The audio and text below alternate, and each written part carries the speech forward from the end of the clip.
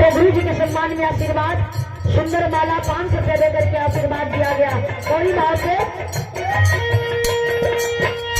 साधे लागे लहबरे की रुचि, साधे लागे लहबरे की रुचि, साधे लागे लहबरे की रुचि,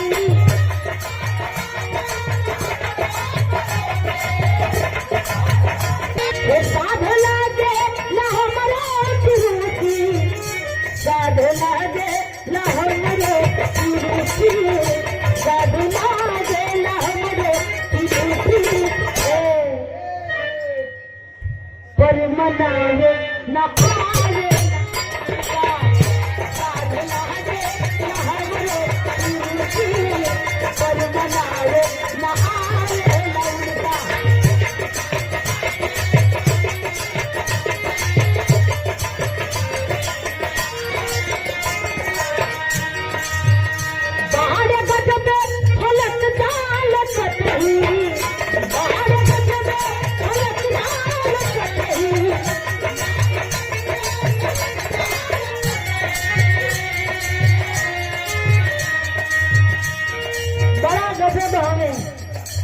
कोनो बात बर्दाश्त ना होला।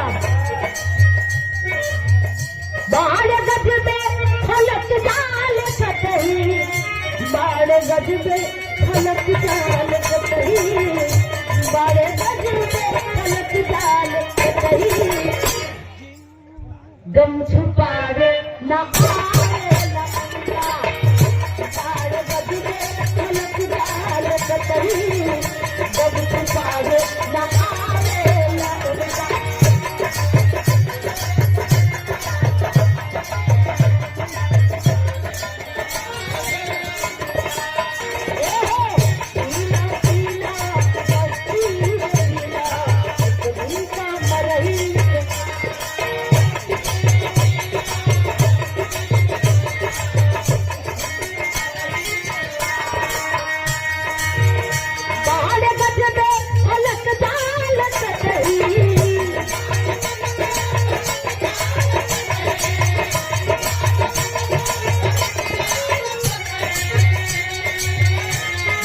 गज में फलक जाल कतही, बड़े गज में फलक जाल कतही, गम छुपावे नया लौटा,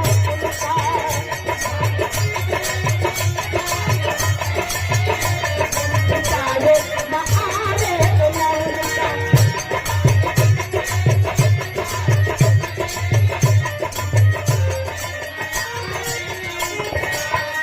मार्केट में बहुत बिकता,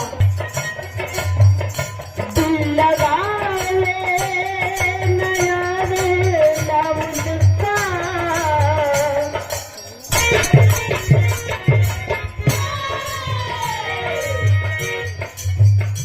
दिल लगा रे नया रे लौटा, दिल छुपा रे नया रे लौटा, दिल लगा रे नया रे लौटा।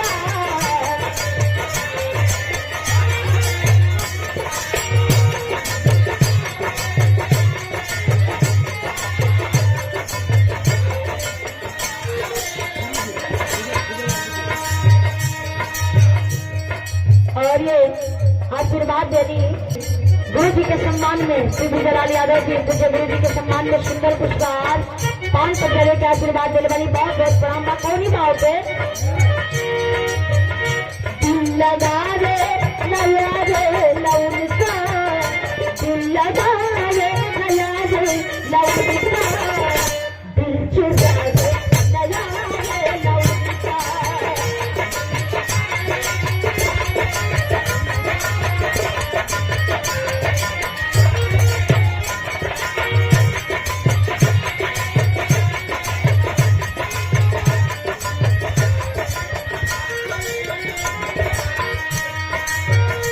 जान से ज्यादा चाहे हमके, जान से